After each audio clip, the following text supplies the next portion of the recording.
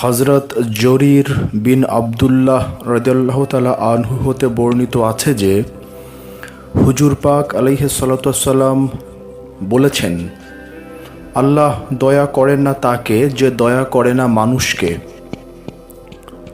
বুখারী এবং মুসলিম শরীফ।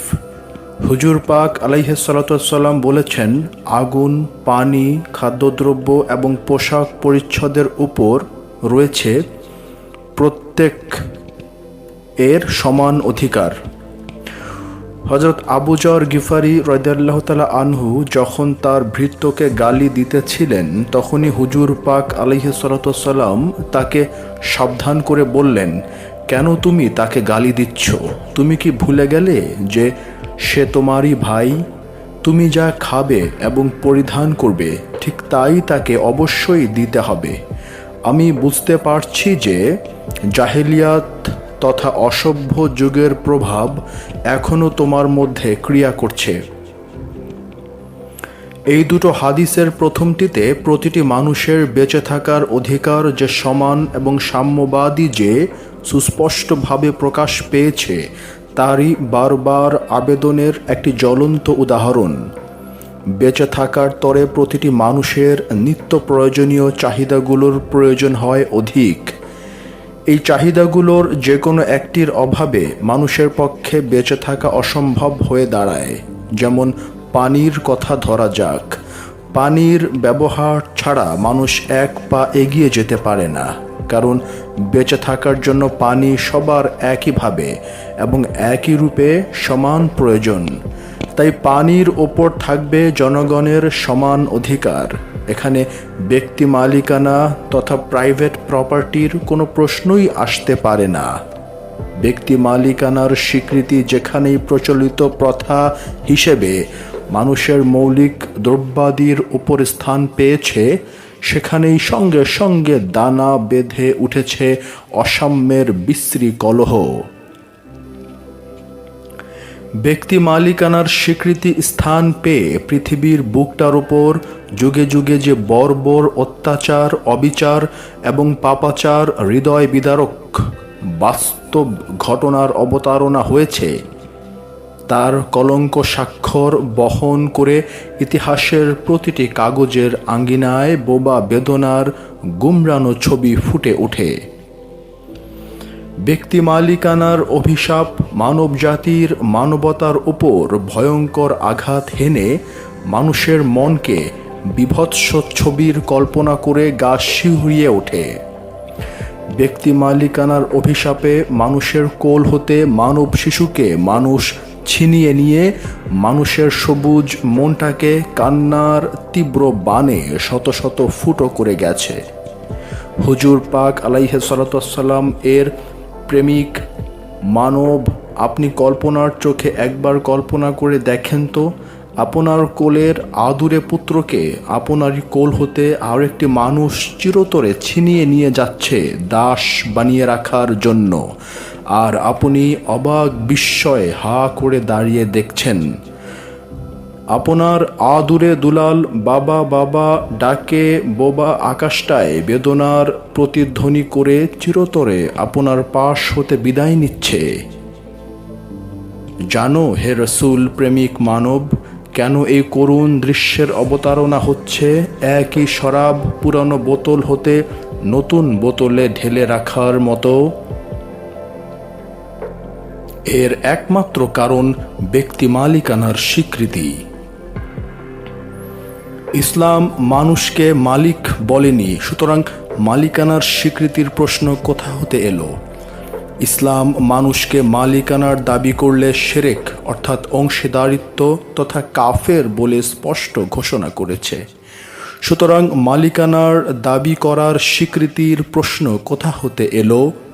মালিক মানুষ হতে পারে না, মানুষ হতে পারে খাদেম অর্থাৎ সেবক। আসমান জমিনের একমাত্র মালিক আল্লাহ, ইহাই ইসলামের প্রকাশ্য ঘোষণা। কিন্তু স্বার্থবাদী এবং দুনিয়াদার রাষ্ট্রপ্রধানগণ খাদেমের তথা সেবকের ভূমিকা নিয়ে খাদেমের মুখোশ পরে স্টিম রোলার চালিয়ে যাচ্ছে। তাই এই খাদেমের মুখোশ মালিকানার স্টিম রোলার যেন মানুষের বুকের ওপর কৌশলে চালাতে না পারে, তারই জন্য বারবার হুজুর পাক আলাইহিস সালাতু ওয়াস সালাম আমাদেরকে সাবধান এবং হুমকি প্রদান করে বলেছেন, এইরূপ মুখোশধারী রাষ্ট্রপ্রধান খাদেমদের, যারা মুসলমানের সিমেন্টেড ঐক্যকে ভেঙে দিতে চায়, তাদেরকে সমুচিত শিক্ষা দাও। আমাদেরকে নীরব দর্শকের মতো হা করে তাকিয়ে থাকতে অর্থাৎ তামাশা দেখতে বলেননি। এভাবে তাকিয়ে থেকে আল্লাহর সত্যকে প্রতিষ্ঠা করার তরে যদি জেনে শুনে নীরব থাকি, তাহলে আমাদেরকে জাহান্নামে যেতে হবে। তার ভবিষ্যৎবাণী বহুবার বহু রকমে আল্লাহ এবং হুজুর পাক আলাইহিস সালাতু ওয়াস সালাম ঘোষণা করেছেন। আবার ব্যক্তি মালিকানার অভিশাপ যাদের ওপর নেমে আসার দরুন দরিদ্র বিধবার প্রতীক রূপে অর্থাৎ বেঁচে থাকার সমান মৌলিক অধিকার হতে বঞ্চিত, অবহেলিত হয়ে সমাজে আখ্যায়িত হয়ে চলছে, তাদের দাবিকে প্রতিষ্ঠা করার তরে আমাদেরকে সংগ্রাম করে তাদের দাবিকে প্রতিষ্ঠিত করার জন্য হুজুর পাক আলাইহিস সালাতু ওয়াস সালাম এগিয়ে আসতে বলেছেন। যে সংগ্রাম করে বিধবা ও দারিদ্র্যের সাহায্যে, সে ওই ব্যক্তির মতো যে সংগ্রাম করে খোদার পথে। এবং আমি মনে করি তিনি ইহাও বলেছেন, সে ওই ব্যক্তির মতো যে দাঁড়িয়ে থাকে নামাজের জন্য অনবরত, এবং ওই ব্যক্তির মতো যে রোজা রাখে বিরামহীনভাবে একটানা। বুখারী এবং মুসলিম শরীফ। বিধবা ও দারিদ্র বলতে এখানে সমাজের বুকে সর্বহারা মানুষের সমান অধিকার রূপে বেঁচে থাকার হক তথা অধিকার অস্বীকার করে এবং তুচ্ছ জ্ঞান করে তুচ্ছ জ্ঞানের একটি লেবেল মেরে দিয়েছে। তাদের এই তুচ্ছ জ্ঞান করার লেবেল চিরতরে মুছে ফেলবার জন্য যারা সংগ্রাম করে, অর্থাৎ তাদেরকে ভ্রাতৃত্বের বন্ধনে আবদ্ধ করার জন্য জেহাদ করে, তারা আল্লাহর পথেই জেহাদ করে। তারা ওই সমস্ত মানুষের মতো যারা অনবরত নামাজের মধ্যেই দাঁড়িয়ে থাকেন এবং একটানা বিরামহীন রোজা রেখে যান। তাহলে সেবকের মুখোশ পড়ে ব্যক্তি মালিকানার স্বীকৃতির প্রশ্ন কোথা হতে পেল? খলিফা হজরত ওমর ফারুক রাদিয়াল্লাহু তাআলা আনহু কি তার উট চালককে বুঝিয়ে বলে দেননি যে উট চালনা এবং উটের পিঠে বসবার অধিকার আমাদের উভয়ের সমান? উট চালককে কি ওমর রাদিয়াল্লাহু তাআলা আনহু বলেননি যে আমি মালিক নই, আমি খাদেম তথা সেবক মাত্র? এর বাইরে খাত্তাবের পুত্র ওমর রাদিয়াল্লাহু তাআলা আনহু কিছু দাবি করলে তাকে আল্লাহ তাআলার কাছে জবাবদিহি করতে হবে। এমব প্রকার সাবধান বাণী কি ওমর মুসলিম জাহান তথা বিশ্ববাসীকে জানিয়ে দেননি? সুতরাং ব্যক্তি মালিকানার স্বীকৃতির দাবি করার প্রশ্ন কোথা হতে এলো? ব্যক্তি মালিক অর্থাৎ মানুষ মালিক, এই অংশীবাদ তথা কাফের হবার অভিশাপ হতে তথা ফিউডাল সিস্টেম হতে হুজুর পাকের সাম্যবাদকে বুকে ধারণ করে যে কোনো দেশ ও জাতি মাথা উঁচু করে দাঁড়াতে চেষ্টা করে, তারা নিশ্চয়ই পৃথিবীর বুকে শ্রেষ্ঠ সভ্য বলে প্রমাণিত হবেই। কারণ তারা ব্যক্তিকে মালিক বলা তথা কুফরি হতে মুক্তি দিয়ে আল্লাহকেই পরোক্ষভাবে মালিক বলে স্বীকার করে নেয়। আল্লাহ মানুষের মুখের স্বীকৃতি হতে বাস্তব স্বীকৃতি তথা হৃদয়ের স্বীকৃতিকেই মুমিনের লক্ষণ বলে স্বীকৃতি দিয়েছেন। মুখের স্বীকৃতির কি কোনোদিন বাস্তব স্বীকৃতির সঙ্গে তুলনা হতে পেরেছে বা পারে? বাস্তব স্বীকৃতির চিহ্ন মুছে ফেলে মুখের স্বীকৃতির অপর নাম হলো মন মে শেখ ফরিদ, বগল মে ইট। মুখের স্বীকৃতির মূল্য অতি নগণ্য, কারণ প্রায় ক্ষেত্রেই মুখের স্বীকৃতির সঙ্গে বাস্তব স্বীকৃতির মিল খুঁজে পাওয়া যায় না। যেমন ধরুন, আমি যদি মানুষের সমাজে অত্যাচার অবিচার করে মানুষের বেঁচে থাকার মৌলিক জিনিসগুলোর সুযোগ পেলেই আত্মসাৎ করে যাচ্ছি, অথচ আমি দাড়ি, জুব্বা, টুপি এবং তসবিহ তেলাওয়াত করছি এবং হজ করে হাজি হয়েছি, অথচ সমাজ আমাকে ঘৃণা করে, আমাকে বোম্বাই হাজি, চোট্টা হাজি বলে গালি দেয়, এবং তা সত্ত্বেও আমি মানুষের কাছে বলে বেড়াই আমি মুসলমান, আমি মুসল্লি, মমিন ইত্যাদি। আবার আমারই মতো আরেকটি মানুষ হযরত সামনুন মোহেবের মতো সমাজের কাছে তথা মানুষের কাছে মোহেব অর্থাৎ প্রেমিক বলে পরিচিত, অথচ হযরত সামনুনকে মোহেব বলে ডাক দিলে তিনি নিজেকে কাজ্জাব অর্থাৎ মিথ্যাবাদী বলে দিতেন। আমি নিজেকে মমিন মুসল্লি বলে জাহির করছি, অথচ আমার ভাগ্যে কেন এত লাঞ্ছনা আর অপমান? কারণ আমার মুখের স্বীকৃতি আছে, কিন্তু বাস্তব স্বীকৃতি মোটেই নেই। অথচ হযরত সামনুন মোহেব নিজেকে কাজ্জাব তথা মিথ্যাবাদী বলে জাহির করেছেন, অথচ তার ভাগ্যে কেন এত ভক্তি আর শ্রদ্ধা? কারণ তার মুখের স্বীকৃতি না থাকলেও আসল যে স্বীকৃতি, সেই বাস্তব স্বীকৃতি আছে। এখন পুনরায় সেই পানির ওপর প্রতিটি মানুষের সমান অধিকারের কথা নিয়ে আলোচনা করব। পানি ছাড়া মানুষ যেমন বাঁচতে পারে না, সেরকম খাদ্য তথা আহার ছাড়াও মানুষ বাঁচতে পারে না। সেরকম জীবন ধারণের জন্য আগুনের প্রয়োজনও অত্যাধিক। পোশাক পরিচ্ছদ লজ্জা নিবারণ করার জন্য অতি প্রয়োজন, এবং ইহাও মানুষের বেঁচে থাকার মৌলিক দাবি।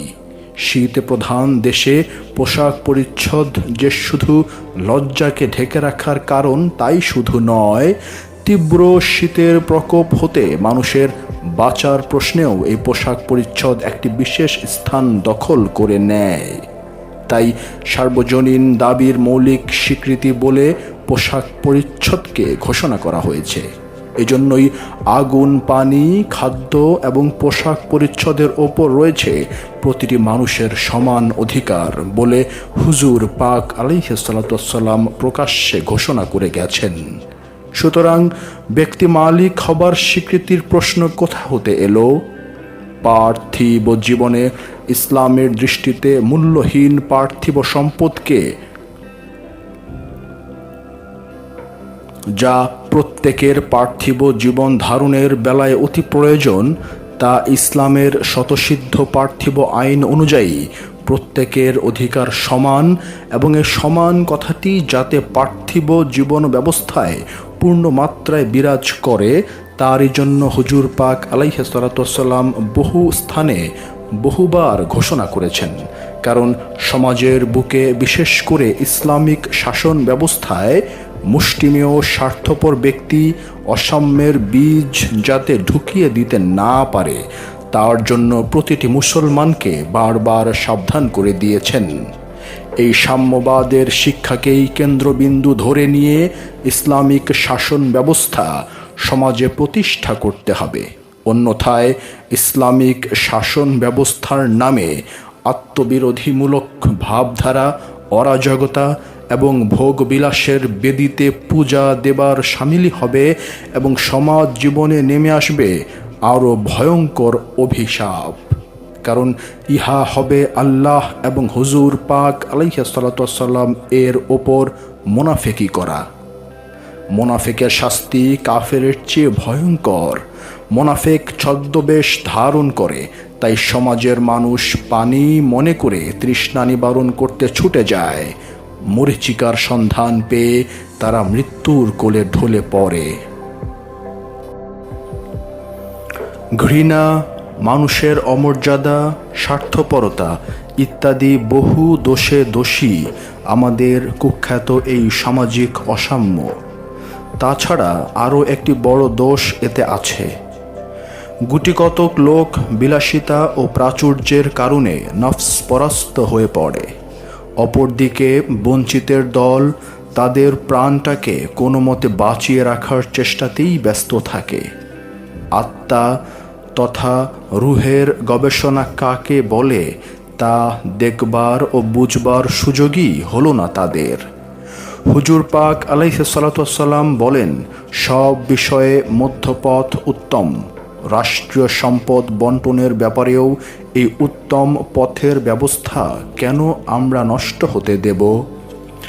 আর স্বেচ্ছাচারীর ব্যবস্থাকে অপমানের বোঝা স্বরূপ কেনই বা মাথা পেতে নেব?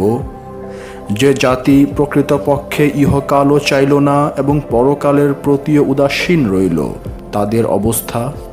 এরাই ইহকালে কাফেরের হাতে অপমানিত হচ্ছে দিনের পর দিন, আবার মৃত্যুর পর অপমানিত আর ধিক্কৃত হয় আল্লাহ এবং হুজুর পাকের নিকট।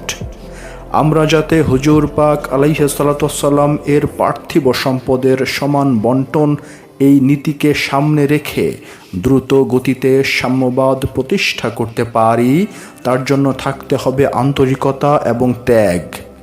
এই ইসলামিক ব্যবস্থা যখন সমাজে পূর্ণ মাত্রায় বিরাজ করবে, তখন দেখতে পাব মানুষকে ঠিক মানুষের মানদণ্ডে বিচার করা হয়েছে। এর চাইতে শ্রেষ্ঠ মানবতা আর কি হতে পারে? তাই কি বলা হয় না যে ইসলামের দৃষ্টিতে যে শ্রেষ্ঠ মানবতার আসন দেওয়া হয়েছে, উহাই বিশ্বের বুকে প্রথম এবং শেষ? প্রথম এবং শেষ শ্রেষ্ঠ মানবতার শিক্ষা যাতে মুসলিম সমাজে দ্রুত গতিতে প্রতিষ্ঠা লাভ করতে পারে, তারই জন্য হুজুর পাক আলাইহিস সালাতু ওয়াস সালাম বহু বাণী এবং নিদর্শন রেখে গেছেন। হুজুর পাক আলাইহিস সালাতু ওয়াস সালাম বলেন, মুসলমান মুসলমানের ভাই, সে উৎপীড়ন করে না অপর ভাইকে, বিপদে সে ত্যাগ করে না। ধর্মভীরুতা এখানেই। বুখারী এবং মুসলিম শরীফ। হযরত আবু যর গিফারি তার ভৃত্যকে গালি দিচ্ছেন, আর এমনি মুহূর্তে হুজুর পাক আলাইহিস সালাতু ওয়াস সালাম তাকে সাম্যবাদের অতুলনীয় কথা কয়টি মনে করিয়ে বললেন, ইহাই সভ্যতা এবং ইসলামের নীতি। আর শোষণের নীতিতে তৈরি মানুষের মাঝে বিভেদ গড়ানো একজন ধনী হয়ে দাতা সাজা, আরেকজন গরিব হয়ে তারই মুখাপেক্ষী হয়ে থাকার শাসন ব্যবস্থা হলো জাহিলি যুগের অর্থাৎ অসভ্য যুগের আচরণ। তার জন্য হুজুর পাক আলাইহিস সালাতু ওয়াস সালাম আবু যর গিফারিকে বলছেন, আমি দেখছি এখনো অসভ্য যুগের আচরণ তোমার ভেতর কাজ করছে। এখানে হুজুর পাক আলাইহিস সালাতু ওয়াস সালাম শুধু আবু যর গিফারি রাদিয়াল্লাহু তাআলা আনহুকেই চরম সাম্যবাদের কথা কয়টি জানিয়ে দিলেন না, যুগে যুগে যত উম্মতে মুহাম্মাদির আগমন হবে তাদের জন্য এই সাম্যবাদের নীতিকে ভিত্তিরূপে গ্রহণ করে নিতে বলছেন। এখানে শুধু একা আবু যর গিফারিকেই সাবধান করে দেননি, এই সাবধান বাণী সমগ্র মানব জাতিকে প্রদান করা হয়েছে। হযরত আবু যর তো একটি সামান্য উপলক্ষ মাত্র। বিশ্বমানব যাতে ভুলে না যায় যে তারা সকলে একে অন্যের ভাই, অর্থাৎ সাম্যের মধুর প্রীতি জড়ানো বন্ধনে বাঁধা পিতামাতার আদুরে সন্তানেরা যেমন পিতামাতার কাছে খাওয়া পড়া এবং ইত্যাদি বিষয়ে সমান, অর্থাৎ সাম্যবাদের নীতিকে গ্রহণ করা হয় এবং প্রতিটি সন্তানও বুঝতে পারে যে তারা সবাই ভাই ভাই, ঠিক সেরকমভাবে বিশ্ব মানবকে একই পরিবার গোষ্ঠীভুক্ত মনে করে ভাই ভাই সাম্যবাদের নীতিতে বিশ্বাসী হয়ে হুজুর পাক আলাইহিস সালাতু ওয়াস সালাম আমাদেরকে বসবাস করতে বলেছেন।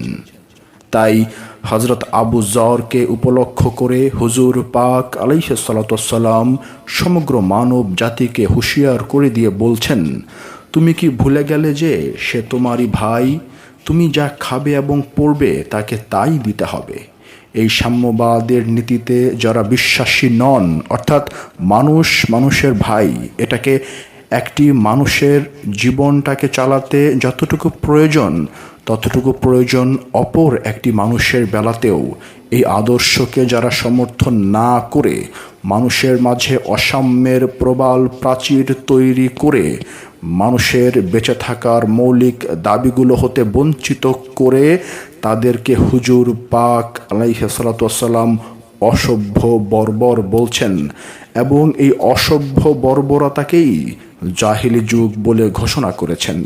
তাই হুজুর পাক আলাইহিস সালাতু ওয়াস সালাম আবু যর গিফারি তথা সমগ্র বিশ্ব মানবকে বলছেন, আমি দেখছি এখনো জাহিলি যুগের প্রভাব তোমার ভেতর কাজ করছে। মানুষ মানুষের ভাই।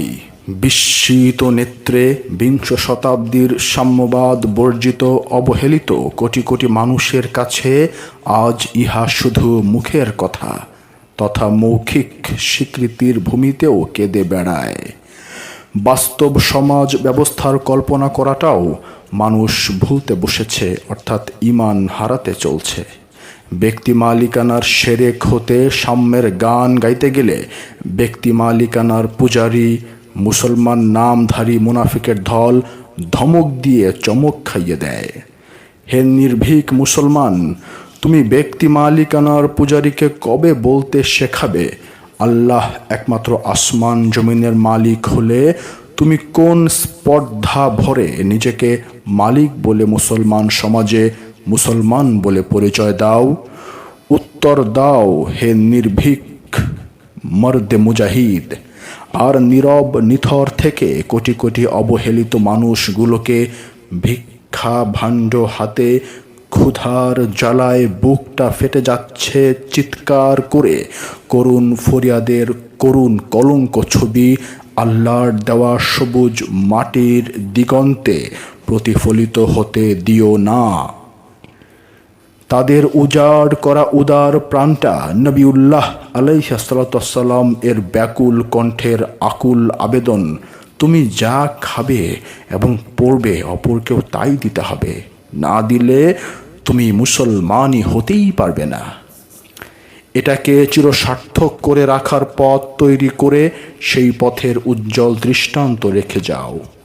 মুসলমান হুজুর পাক আলাইহিস সালাম এর সত্য প্রতিষ্ঠার তরে হাসতে হাসতে শহীদ হতে পারে। মুসলমান সিংহ বিক্রমে বলিয়ান সৈনিক। মানুষ মালিক বলে মেকি খোদা যারা সাজে তাদের শিক্ষা দিতে মুসলমান ভীরু সাজতে পারে না।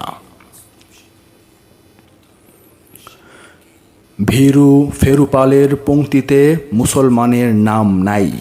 হুজুর পাক আলাইহিস সালাম এর দেওয়া সাম্য প্রতিষ্ঠা হলে মানুষের দুনিয়াদারির হতাশা মিশ্রিত চিন্তা ও শোক দূর হয়ে যায়। মানুষে মানুষে মেকি গড়া ভেদাভেদ চিরদিনের তরে শেষ হয়ে যায়। মানুষের বাঁচার দাবি নিয়ে মানুষকে হাজার রকমে আর ব্যতিব্যস্ত করে তোলে না। দুনিয়ার কঠিন শৃঙ্খল রূপ গুরুদায়িত্বের বোঝা আপনা হতেই ভেঙে যায়। কিন্তু কেন হুজুর পাকের সুন্দর সাম্যের বাণী আমাদের দ্বার প্রান্তে এসে হুমড়ি খেয়ে স্তব্ধতায় বোবা কান্নায় কাঁদে? এর প্রধান কারণ হলো দুটো। প্রথমত, আমাদের মাঝেই কতক মানুষ স্বার্থপর এবং দয়ামায়া বর্জিত নিষ্ঠুর। তারা চক্রান্ত আর ছলনার হীন প্রচেষ্টায় মালিক হয়, তারপর নিজেদেরকে সাজায় দাতার মহান রূপে। দাতার অবগুণ্ঠনে জঘন্য জিঘাংসার প্রেত দৃষ্টির কোণে অনাহারে কাতর জনতার জননেতার খুন পিয়াসের বিশ্রী মত্ততা চিকচিক করে। দ্বিতীয়ত, আমরা নীরবে মাথা হেঁট করে তাদের মালিক বলার দাবি মেনে নিচ্ছি। তাদের দাতা সাজার অবগুণ্ঠন দেখে দানবীর বলি। আমরা বিদ্রোহ করতে জানি না, বিষধর জাত সাপের আঘাত খাওয়া বিকট ফনা তুলে প্রতিবাদ করতে জানি না। মাথা উঁচু করা ঢেউ হয়ে ঢেউয়ের পর ঢেউয়ের মতো হুমড়ি খেয়ে অতল তলে তাদের কুফরি মতবাদকে হজম করতে পারি না। আমরা পোষা কুকুরের লেজ গুটানো জীবনটা বাঁচিয়ে রাখি। তাই তো অপরের সুখ দুঃখের প্রতি নজর করতে পারি না মালিক আর দাতাজিদের শিক্ষা দিতে। আমরা ভুলে গেছি ঝরা ধান খেতে পড়তে দিতে নেই। পড়তে দিলেই এরা বড় রকমে জোট বেঁধে মাথাচাড়া দিয়ে ওঠে। তাই ঝরা ধানকে ক্ষেতের মাঝেই পুড়িয়ে মারতে হয়। আমাদের সমাজে আমাদের দেশে তাই গড়ে ওঠে বিশ্রী শ্রেণী স্বার্থের হীন প্রচেষ্টা। একজন দৈনিক 30 টাকার সিগারেট ছাইয়ে পরিণত করে, আরেকজন চোখের সামনে পথের পাশে 4-5টা রোগা খিটখিটে ছেলেপুলে নিয়ে দুমুঠো ভাতও পায় না। প্রধান কারণ দুটোর দোষে দোষীরা পরকালে জাহান্নাম পাবে পুরস্কার। আল্লাহ এবং হুজুর পাক আলাইহিস সালাতু ওয়াস সালাম এর তুলে দেওয়া প্রকাশ্য সত্যকে যারা দেশ ও জাতির বুকে প্রতিষ্ঠা না করে, অর্থাৎ দেখেও না দেখার ভান করে, যারা নীরব দর্শকের অভিনয় করে, তাদের যে জাহান্নামী পুরস্কার হবে শুধু তাই বলা হয়নি, বরং তাদের ওপর আল্লাহ এবং ফেরেশতার অভিশাপ। তাই আমাদের প্রত্যেক এর ব্যক্তিগত দায়িত্ব হতে মুক্তি পাবার জন্য প্রতিবাদ করতে হবে। এভাবে আমাদের প্রত্যেকের ব্যক্তিগত দায়িত্ব পালন করতে পারলে মালিক আর দাতা সাজা মানুষগুলো ছেড়ে দেমা কেঁদে বাঁচি বলে মানে মানে চিরবিদায় নিতে বাধ্য হবে। এবং যে পর্যন্ত দেশের শাসন ব্যবস্থাকে সাম্যের পূর্ণ আদর্শ দিয়ে গড়া না হবে, সে পর্যন্ত একটি দেশ ও জাতির বুকে মানুষের হাজার রকম ফরিয়াদ থাকবেই।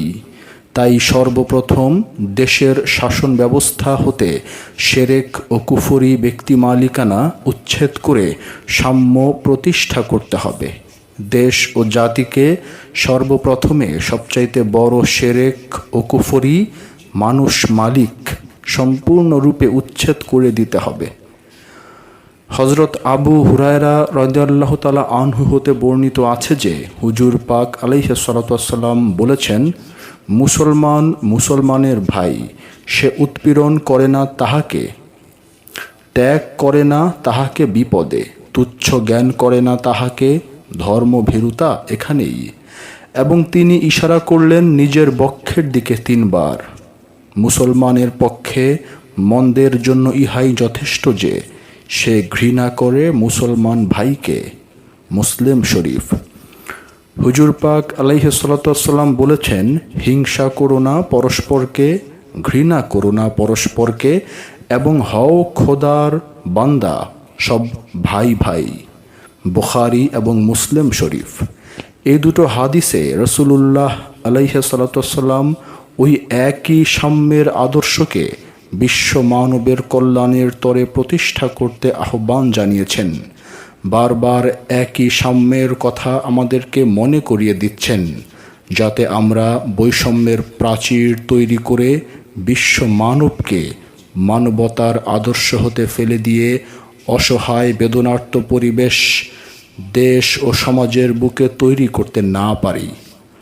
প্রথম হাদিসটিতে রাসূলুল্লাহ আলাইহিস সালাতু ওয়াস সালাম বিশ্ব মুসলিমকে একটি ভ্রাতৃসংঘরূপে বর্ণনা করে তার নীতি ও আদর্শ কী রূপ এবং নীতি ও আদর্শ বিরোধী কি হতে পারে তাই সুন্দর এবং অতি স্পষ্টভাবে মানব সমাজের কাছে তুলে ধরেছেন। দ্বিতীয় হাদিসটিতে উপদেশ রয়েছে যে এই ভ্রাতৃবন্ধনের আদর্শ ও রূপ সিমেন্টেড ঐক্য হবে। পাথর কণাগুলো যখন বালি এবং সিমেন্টের সঙ্গে মিশিয়ে জমাট করানো হয়, তখন পৃথক অবস্থায় থাকা কঠিন পাথর কণাগুলো বালি এবং সিমেন্টের পরশ পেয়ে জমাট ঐক্যের আদর্শে রূপ গ্রহণ করে।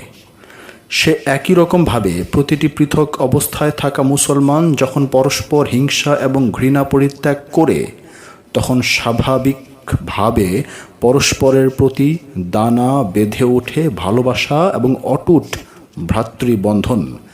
তাই রাসূলুল্লাহ আলাইহিস সালাতু ওয়াস সালাম আমাদেরকে সর্বপ্রকার হিংসা ঘৃণা সম্পূর্ণরূপে ত্যাগ করে হও আল্লাহর বান্দা, সব ভাই ভাই বলে আহ্বান করেছেন।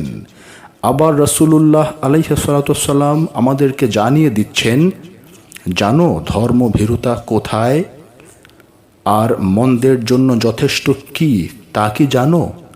ধর্মভীরুতা হলো বিশ্ব মুসলিমকে ঐক্যের বন্ধনে আবদ্ধ করতে হলে প্রতিটি মুসলমানকে ভাই তথা একই পরিবারভুক্ত একই হাড়ির ভাত ভাই ভাই মিলে প্রীতি সহকারে ভোজন করার মতো মনে প্রাণে গ্রহণ করতে হবে। তারপর মুসলমান ভাইকে কোনো প্রকার দুঃখ কষ্ট দিয়ে যেন উৎপীড়ন না করা হয় তার দিকে আমাদের সতর্ক দৃষ্টি রাখতে বলেছেন। কোনো প্রকার বিপদ আপদ যদি মুসলমান ভাইয়ের উপর পতিত হবার সম্ভাবনা থেকে থাকে তাহলে বিপদের সম্মুখে তাকে ফেলে না দিয়ে তার বিপদ ভঞ্জন করার জন্য এগিয়ে আসতে আদেশ করেছেন। কোনো মুসলমান ভাইয়ের যদি শারীরিক দুর্বলতা এবং অসুস্থতা অথবা ইত্যাদি কারণে অন্যান্য মুসলিম ভাইদের মতো কর্ম করার মানসিকতা বা সুস্থতা না থাকে তার জন্য তাকে তুচ্ছ জ্ঞান করতে বারণ করে দিচ্ছেন। এই তুচ্ছ জ্ঞান করা একটি মারাত্মক রোগ। এই রোগটি খান্নাস রূপে শয়তান হয়ে মানুষের মনের অলক্ষ্যে বাসা বেঁধে আছে। অন্যত্র হাদিসে আছে তুচ্ছ জ্ঞান এত মারাত্মক রোগ যা মানুষকে জান্নাত চিরতরে হারাম করে দেয়। সুতরাং ইহা হতে প্রত্যেকটি মানুষকে অতি সাবধানে চলতে হবে। তাই রাসূলুল্লাহ আলাইহিস সালাতু ওয়াস সালাম পরিশেষে নিজের বক্ষের দিকে 3 বার লক্ষ্য করে বললেন, মুসলমানের পক্ষে মন্দের জন্য ইহাই যথেষ্ট যে সে ঘৃণা করে মুসলমান ভাইকে। এই তুচ্ছ জ্ঞান তথা ঘৃণা পরিত্যাগ করতে না পারলে ধীরে ধীরে ইহা দানা বাঁধতে থাকে। পরে ইহা মানব বিশ্ব সমাজকে এত মারাত্মক এবং ভয়ঙ্কর হয়ে দাঁড়ায় যে ভাইয়ে ভাইয়ের মাঝে গড়ে ওঠে বিভেদ এবং হিংসার প্রবাল প্রাচীর। বিশ্ব মানব সমাজে তখন মানুষে মানুষে গড়ে ওঠে রক্তক্ষয়ী বিশ্রী তুচ্ছ জ্ঞান করা পাশবিক সংগ্রাম। একে অপরের উপর চালিয়ে যায় অত্যাচার আর শোষণের স্টিম রোলার।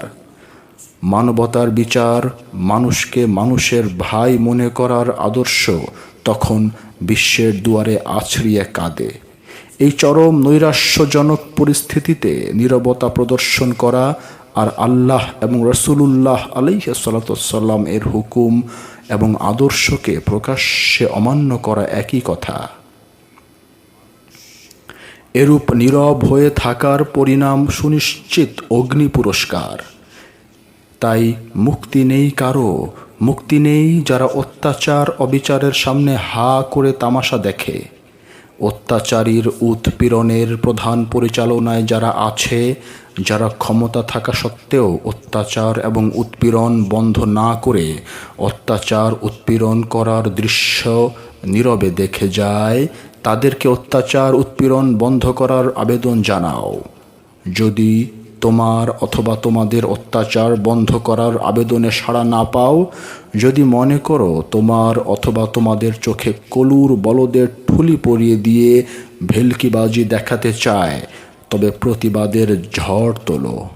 মুসলমান সমাজ যদি সমবেতভাবে প্রতিবাদ না করে তবে তুমি একা প্রতিবাদ করো।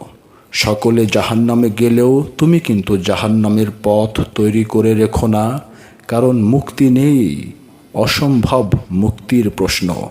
রাসূলুল্লাহ আলাইহিস সালাতু ওয়াস সালাম এর নয়নের অশ্রু ভেজা বাণী বানের মতো তোমার হৃদয়ে বারবার আঘাত করে যাচ্ছে। হে বীর মুজাহিদ, তুমি একাই কলম কাগজে করো প্রতিবাদ। তুচ্ছ জ্ঞান, অত্যাচার এবং উৎপীড়কের প্রধান পরিচালকের আসল চেহারাটা তুলে ধরো। হে বীর মুজাহিদ, বরণ করে নিও ইমাম হোসাইনের মতো মহান জীবন উৎসর্গ। তোমার প্রাণপ্রিয় রাসূলুল্লাহ আলাইহিস সালাতু ওয়াস সালাম এর সজল চোখের বিন্দুর পর বিন্দু অশ্রু গড়িয়ে পড়ার দৃশ্য তুমি তোমার কল্পনার চোখে দেখে নাও। হে বীর মুজাহিদ, ওই তো তোমার বরণীয়, ওই তো তোমার প্রেমময় প্রেয়সীর বোবা ফরিয়াদে গড়ে ওঠা ফেরদাউসের বুকে কৃষ্টির গণমহল। মানুষের মাঝেই লুকিয়ে থাকে অদৃশ্য আম্মারা শয়তান। এই শয়তানকে যত ভোগ বিলাসের উগ্রতা প্রদান করা হয়, ততই সে বিশ্রী তৃপ্তির হীন সন্ধানে মত্ততা প্রকাশ করে। তাই রাসূলুল্লাহ আলাইহিস সালাতু ওয়াসসালাম চরম সাম্যবাদের বাণী দু চারবার বলেই শেষ করেননি। একই সাম্যবাদের আদর্শকে বহু রকমে অনেকবার বিশ্ব মানবের কাছে স্পষ্ট করে তুলে ধরেছেন, যাতে আমাদের হৃদয়ে পটে দাগ লেগে থাকে। শুধু কি দাগ লেগে থাকার কথা? সাম্যের আদর্শ মনে প্রাণে মেনে নিতে না পারলে মুসলমান হওয়া যায় না।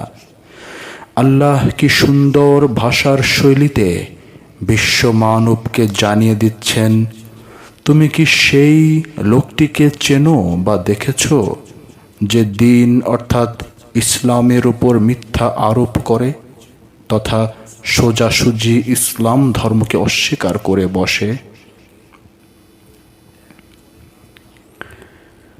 সেই লোকটি আর কেহই নয় যে বঞ্চিত মানুষের বেঁচে থাকার প্রয়োজনীয় দাবিগুলো দিতে অস্বীকার করে, বঞ্চিত মানুষগুলোকে তার মতো বাঁচবার অধিকার দিতে চায় না।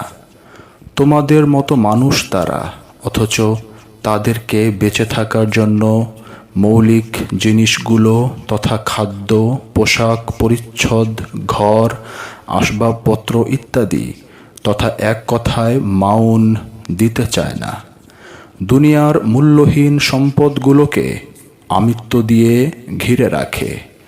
এই আমিত্বের বিশ্রী বাঁধনে কোটি কোটি নিরীহ মানুষগুলো কত প্রকার যে দৈহিক দাসত্বের কঠিন শৃঙ্খল যাতনা উপভোগ করা ও তার বেদনাদায়ক আত্মবিলাপের ইতিকথা তোমাদের পাথর সিনাটাকে এক মুঠো স্নেহ প্রীতির পরশে সিক্ত করে তোলে না। আমিত্ব গন্ধে পূর্ণ নীতির পূজারী হয়ে নামাজ রোজা করাটা তো নিতান্ত রিয়া তথা লোক দেখানো উপাসনা। তোমরা তো ভণ্ড, তোমরা লোক দেখানোর তরে নামাজ রোজা করো। তোমরা তো ধ্বংস হয়ে যাবে। যে দুনিয়ার প্রতি আমার এত ঘৃণা যে দুনিয়া ত্যাগ করতে না পারলে মুসলমান হওয়াই যায় না, সেই দুনিয়ার পূর্ণ মোহ হৃদয়ে জড়িয়ে উপাসনা করার ভণ্ডামি করে বেড়াচ্ছ। ইসলাম ভূমির সীমানার কাছে দাঁড়াবার সম্বলটুকু নেই, তবু ইসলাম ভূমির কেন্দ্রবিন্দুতে নিজেদের অবস্থানের গর্ব প্রকাশ করে মিথ্যা প্রবঞ্চনা আর লাম্পট্য দেখাতে তোমাদের লজ্জা হয় না? সেই লজ্জার শেষ চিহ্নটুকুর আখর তোমাদের হৃদয় হতে অপসৃয়মান হয়েছে। মুক্তির প্রশ্ন? এই সামান্য সীমিত ধরার বুকে চঞ্চল জীবনের তরে কতবার আকুলতা ভরে বললাম, দুনিয়ার মোহমায়া ত্যাগ করো। দুনিয়ার মোহ তো ভেলকি মায়া, দুনিয়া তোমার নয়, তুমিও দুনিয়ার নও।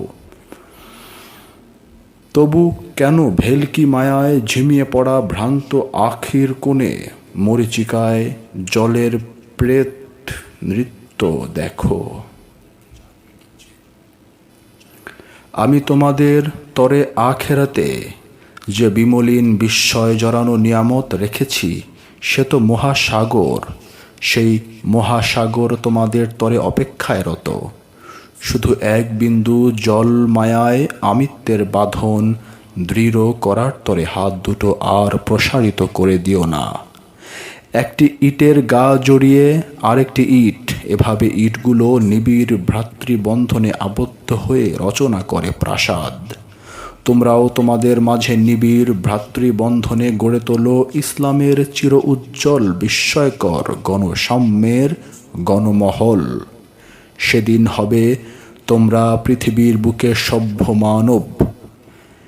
ইসলাম রূপে রূপসী গণসাম্যের সঙ্গীত বিশ্ব মানবকে শুনিয়ে যাও। সুনিশ্চিত বিজয়ের দেদীপ্যমান স্বাক্ষর উদিত অরুণের আভার মতো স্নিগ্ধ তাপে লুটিয়ে পড়বে।